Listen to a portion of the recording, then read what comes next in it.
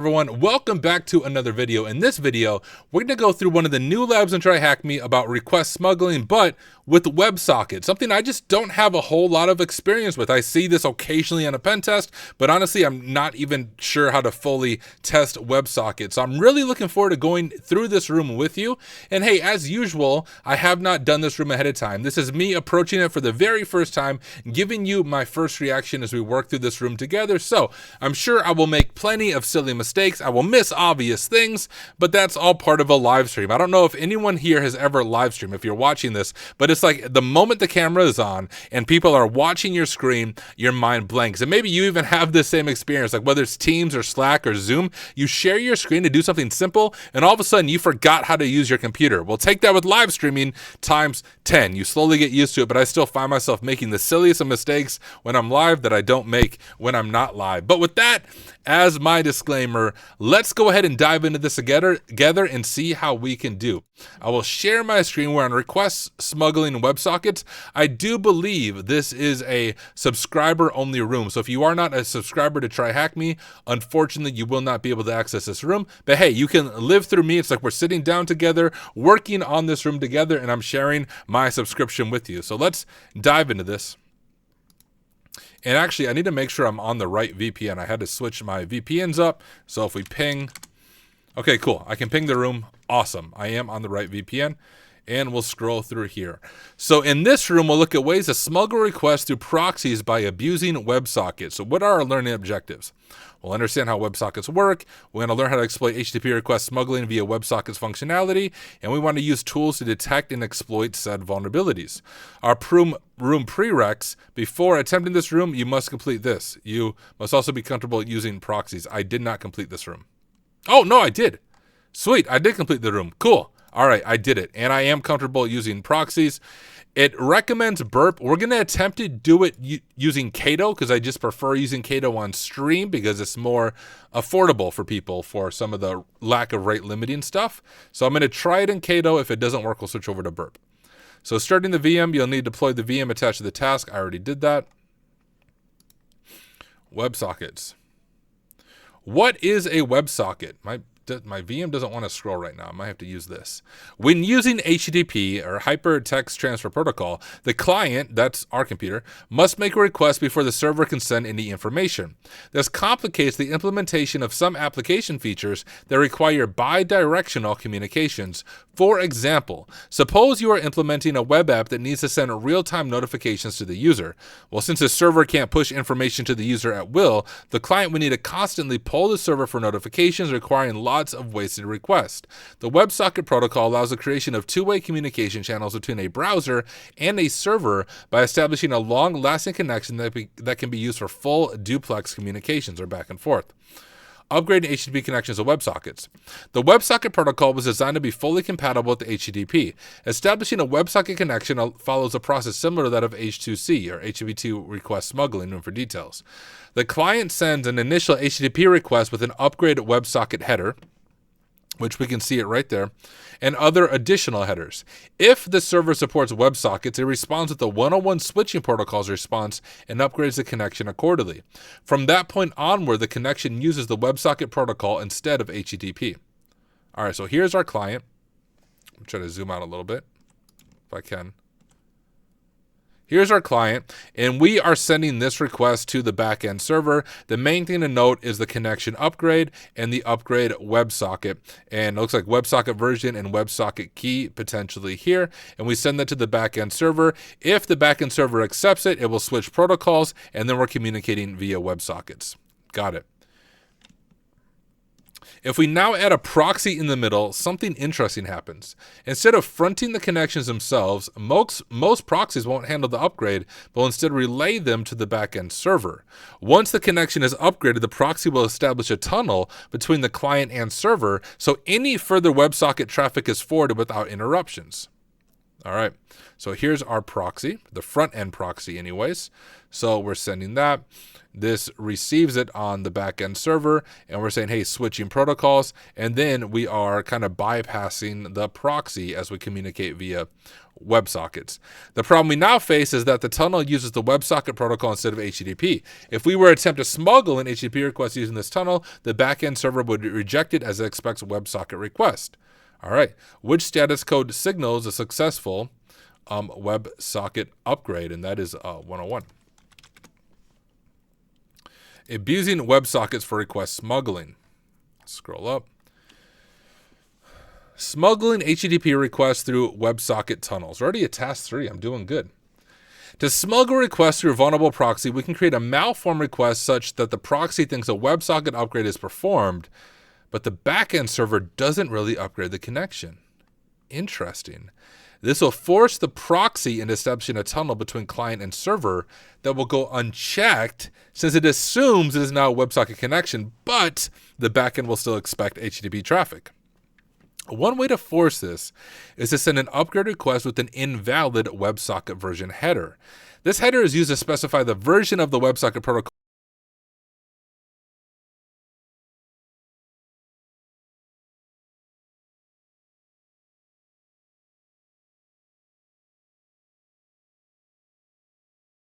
in upgrading the connection. If we send an unsupported value for the sec WebSocket version, say that 3 times, the server will send a 426 upgrade required response to indicate the upgrade was unsuccessful. So here's our version of 777. It says, yo, upgrade required, and WebSockets doesn't work. Some proxies may assume that the upgrade is always completed regardless of the server response. So that's the vulnerability. This can be abused to smuggle HTTP requests once again by performing the following steps. So the client, that's us or the attacker, sends a WebSocket upgrade request with an invalid version number. The proxy forwards the request to the backend server. The backend server says, no, you got to upgrade properly, my friend. So the backend remains using HTTP instead of searching a WebSocket, but the proxy's confused. He's like, yo, he sent it. We good, right? Like, I don't need to stay in the middle anymore. The proxy doesn't check the server response and just assumes, you know what happens when you assume the upgrade was successful. Any further communications will be tunneled since the proxy believes they are part of an upgraded WebSocket connection. Right, so here it is. We're sending our invalid WebSocket version, and it's receiving it, and it's like, no, that's not right. That's not right. But the proxy's like, hey, we good to go. I saw the word WebSocket. Let's do our fake WebSocket and do our request smuggling. It's important to note that this technique won't allow us to poison other users' backend connections. We'll be limited to tunneling requests to the proxy only, so we can bypass any restrictions imposed by the front-end proxy by using this trick. I would love to look this up on HackerOne when we're done to see if there's any HackerOne bugs about this, because this is quite unique. So bypassing proxy restrictions. Let's check the application here. This application is behind a varnished proxy with a vulnerable config. Our objective is to retrieve the value stored in flag. So let's just go to it. We'll go here, throw it to the side just so it's easier. And if we go here, we'll go ahead and intercept it and see what the request looks like, right? It says 404 not found, guru meditation. We do see some information about the backend server, which this would be maybe an informational that you would report. We don't have version information, but this is how an attacker, y'all, can use an informational vulnerability to make it a little more severe. We have informational that this is the varnished cache server, and maybe we could Google and find this vulnerability about the varnished cache server, where if it didn't return that information at all, where the attacker wouldn't even know there's a hidden file on flag or whatever, if that makes sense. We'll go ahead and turn that off. I'm going to zoom out a little bit. But at first attempt, we try to access flag, we're presented with the following message, which we are. The error message was sent by varnish the proxy instead of the backend application, which should be interesting. If we try accessing another non-existent resource, the error message presented will be different. Oh, interesting. So you can see whether or not it's real. Please subscribe. Not found. Flag gets that. So that's how we know the file does exist on the back end. Luckily, there's also a WebSocket endpoint we can abuse at socket. Let's send the following payload to try to smuggle a request for the flag inside a broken WebSocket connection. What if I just do socket right away? Does this do anything? can upgrade only to WebSocket. So I see we're doing our get socket to switch it over to WebSocket, and then essentially we're bypassing it. Like if we go up to our thing here, the proxy, the varnish or whatever it's called, thinks, hey, it was successful, so it's getting out of the way. And then we're going to try to hit the flag endpoint. So I kind of understand what's going on here. Let's do this, turn on forwarding. We'll grab this, and if I just go like this, something along those lines, I'm going to send that over to replay and just see what happens. Oh, it didn't. Copy. Let's try that. And then we get upgrade required. All right. To send the request, we'll use burp's repeater to ensure burp doesn't modify our request and break the attack. We need to make sure the update content length is disabled.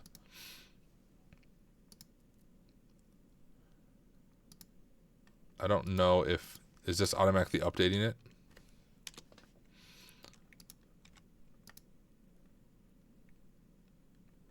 Oh yeah, it is automatically doing it here too.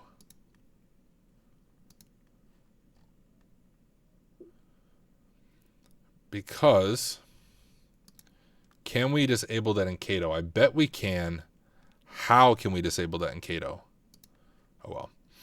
Let's see what we're supposed to get. And I'll see if I can do it in Cato, otherwise I'll switch to burp. So burp doesn't modify. We need to turn off the update content length, with which we can see right now Cato is automatically updating the content. Once this is done, we can send our payload and should get the flag. Note the 2 lines at the end of the payload. Yeah, but ours is going to update the content, so that's going to be an issue. Hey, what up, Overgrown Carrot? If you like this room, Hack the Box Academy had an HTTP attacks module in Tier 3 that has a bunch of HTTP request smuggling in it. Sweet. I'll have to check it out. This, Overgrown Carrot, do you use Cato at all? I don't think you do. I bet there's a way to set it so it doesn't automatically update my content length. Oh, look at that.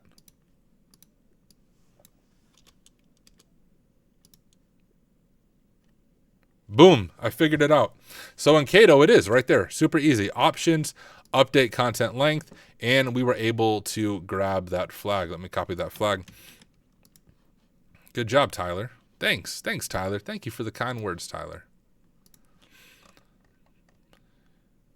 Let me just drop the flag in, and then we'll keep reading. All right. What if the app doesn't speak WebSocket? Note that some proxies will not even require the existence of a WebSocket endpoint for this technique to work. All we need is to fool the proxy into believing we are establishing a connection to a WebSocket, even if this isn't true. Look at what happens if you try to send the following payload. Be sure to add 2 new lines after the payload and burp.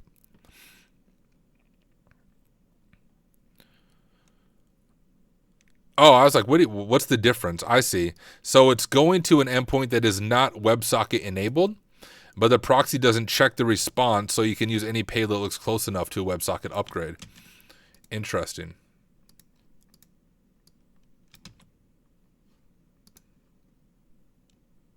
And sure enough, yep, it does still work. This payload will randomly fail when using burp. Hey, use Cato and it doesn't randomly fail. You can either retry the payload a couple times until it works, or deliver it by pasting it into a terminal running netcat, where it will work every time. Don't forget the trailing new lines. Wonder what the difference is. Does Cato work every time?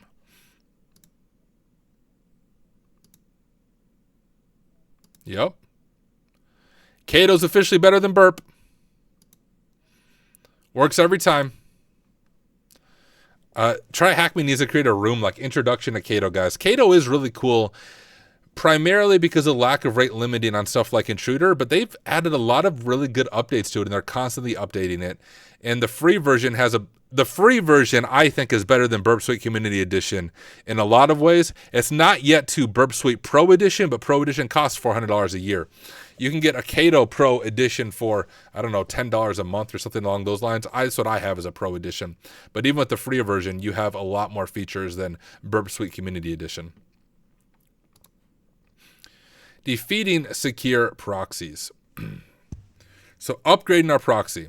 So far, we've been working with the proxy that won't check the web server's response to determine whether the WebSocket upgrade was successful. And this task will replace the vulnerable varnish proxy with an Nginx proxy that checks responses before tunneling requests through a WebSocket connection. The backend application will still have the socket endpoint enabled with WebSockets, and the flag endpoint is our target. The new endpoint, new application be accessed at this IP. So guess let's go ahead and get it pulled up.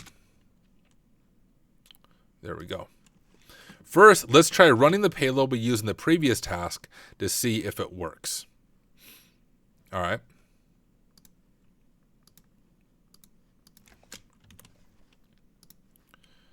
We'll just turn on intercept, turn over to replay, and really what we need to do is just grab, we'll do this one. Oh.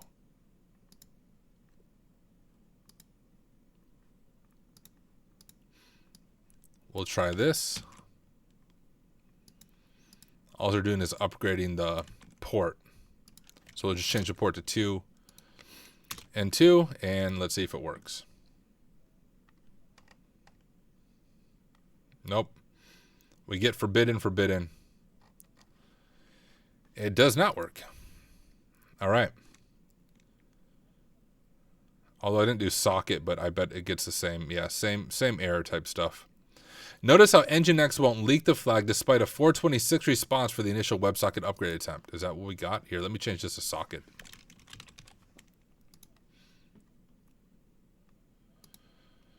Oh, so we got that. Switching protocols. But yeah, it still doesn't leak the flag for us.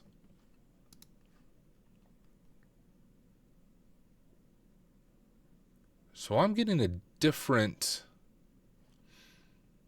response. Why?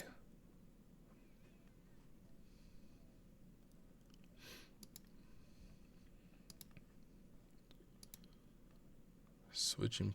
Oh well, let's just keep reading. Notice how Nginx won't link the flag, blah, blah. Determine that no valid WebSocket was established, therefore it won't allow us to smuggle the flag request. You are free to try the second payload presented in the previous task, but you should obtain similar results. So tricking the proxy. Since we can't just smuggle requests anymore, we need to find a way to trick the proxy into believing a valid WebSocket connection has been established. This means we need to somehow force the backend web server to reply to an upgrade request with a fake 101 switching protocols. Oh, it did though. Bruh, it did. It did reply to me with 101 switching protocols. It still didn't smuggle the request through because I didn't get the flag.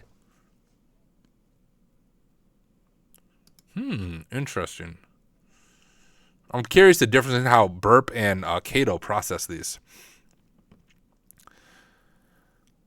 While we won't be able to do this for all applications, if our target app has some vulnerability that allows us to proxy requests back to a server we control as attackers, we might be able to inject the 101 switching protocols response to an arbitrary request. I need to make this big. I need to see this diagram. In these special cases, we should be able to smuggle requests through a fake WebSocket connection again. All right. My computer won't scroll. There we go. So we're sending our GET request to our attacker-controlled server, or our IP in this instance. And we are, because we have this check URL, this thing right here. So we're using that check URL to our attacker machine and upgrading the WebSocket there.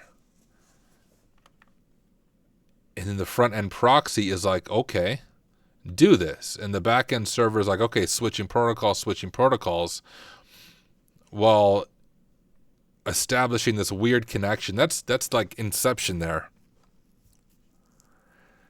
Very interesting. So leveraging SSRF. And this task application will take advantage of an SSRF vulnerability to simulate a fake WebSocket upgrade. After a quick inspection, we can see that the application allows us to test the status of a URL. Each time we input a URL, the server will make a request to that check URL and return the status code from the corresponding response. We can use okay. We use netcat. We should get a response similar to this one. So let's go ahead and just test that real quick. Pull Cato. We can turn intercept off.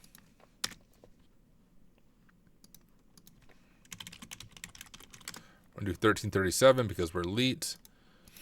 And we'll do HTTP 10.13.46.224.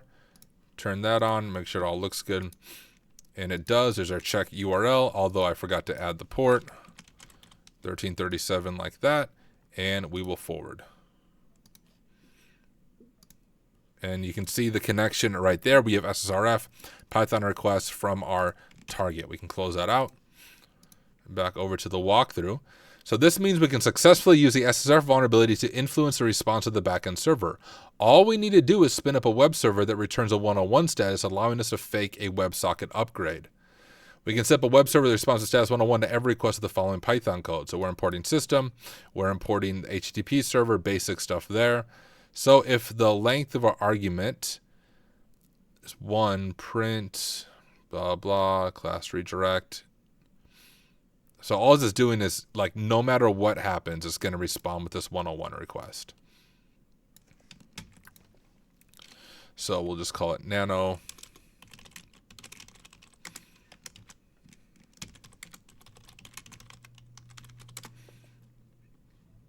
Okay, I think I did it right. Blah, blah. It should spin up a web server that will reply with a 101 status to any request. Wow, interesting. So we're finally ready to launch our payload. Let's use burst repeater to send a request to check URL against our malicious server. The request should look something like this. I'm going to go ahead and just copy this and we'll update our IPs. But we'll go over to this, forwarding, replay. And of course, our server is going to be 10.13.46.224 on port 1337 because we're elite. And is that the correct IP? It is 8002, 8002. Okay.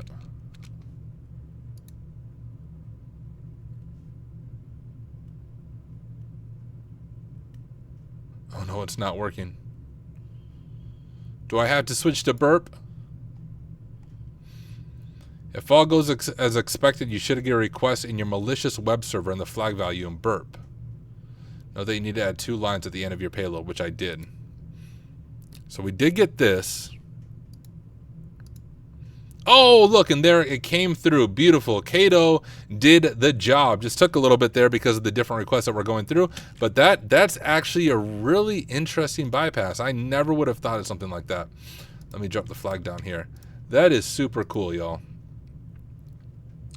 What's the point of this exploit? Sorry, noob here. So the point of this exploit is sometimes organizations will hide something sensitive behind a proxy, saying that, hey, the proxy is going to handle the authentication. Maybe only from this IP we can hit that. Well, with this HTTP request smuggling via WebSocket, if we can remove the proxy out of the way, we might be able to hit a sensitive endpoint that shouldn't be exposed to everyone else, or a sensitive file such as flag in this example. But in the real world, it could be like maybe an admin login page that should only be accessible from a certain IP that's hidden behind the proxy. This allows us to bypass that. Remember that check URL is not a WebSocket endpoint. We are just manipulating both the request and the response that the proxy gets to make you believe that this is a real WebSocket. This means that the web proxy will tunnel the second request on our payload as if it were part of a WebSocket connection, but the backend will just process the request as HTTP since there's no WebSocket in reality. Hey, fun side challenge. Can we get like RCE on here? Here, I want to play around with this. Take it a step further.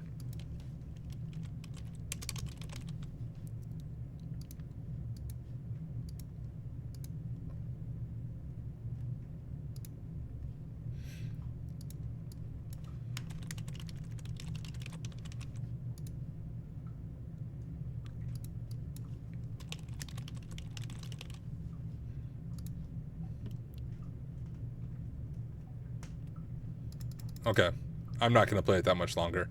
I wonder if there's some other SSRF stuff you could do that's unintended to get access. Here, do SSRF hack tricks. Let's see what else we could do and see if there's anything unintended on this that we might be able to do some fun stuff. I tried file. Yeah, I guess none of these I don't think are going to work with the way this is set up.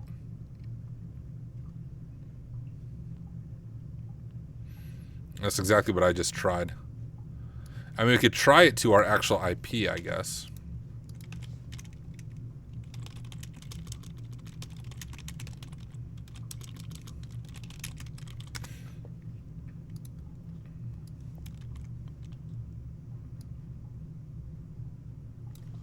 .13.46.224.1337. So I did right, 1337.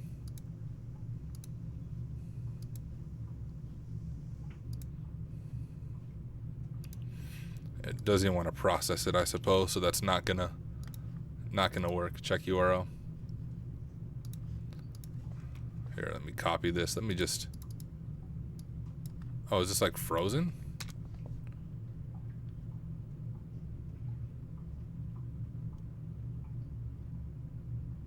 Did I lose connection? Am I still on stream? I think so. I think I'm still on stream. Seem to have lost connection to the box, though. It's like, yo, Tyler, don't hack me.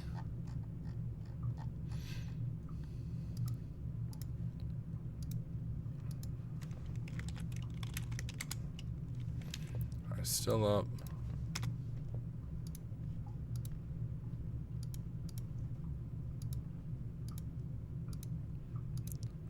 Did switching over to that WebSocket stuff like break it? It's trying to go like through the WebSocket, and because I closed my server, it's not going to go through anymore. So we like DOS the application. I bet if I open my server back up just to test my theory, will it work now or no? Odd. I somehow killed the server. Oh well, at least we killed it after completing the room, right? Let's just finish out the room. We'll call it a night. We'll stop trying to do unintended hacking of the room. So in this room, we've shown 2 ways attackers can abuse the WebSockets upgrade mechanism to smuggle requests through a vulnerable proxy. While this attack will only work on specific setups, it's worth exploring since WebSocket adoption will likely increase in time. And if you're interested in taking a deeper look, be sure to check out the original subject on this topic. What I want to do is let's do HackerOne WebSockets. Let's just see what there is.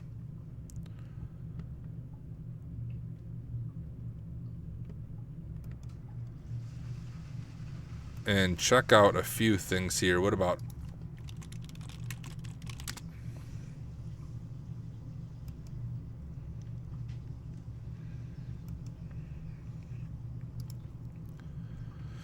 So socket commands allow sending data over WebSockets to arbitrary origins from Grammarly extension. Checker trigger Grammarly's extension socket command. Additional commands received from the attacker's server are handled by extension can be used to trigger wrong business logic behavior or possibly RCE. Disclaimer, the report is long enough. Socket command. So they're doing this crazy WebSocket thing here. Connect to arbitrary endpoints and arbitrary data to any endpoints. Not quite the same as what we're looking at. And they made $1,500. That's awesome. Highest bounty I've ever made in bug bounty is $2,000. But this is a cool one. Website, how do you steal session ID? So this is WebSocket hijacking, so that's a little bit different. Check the website, blah, blah. I found a few WebSocket requests carrying messages. So I started checking if it's vulnerable to WebSocket hijacking. I'll just enter the WebSocket URL and check if you're able to send and receive messages.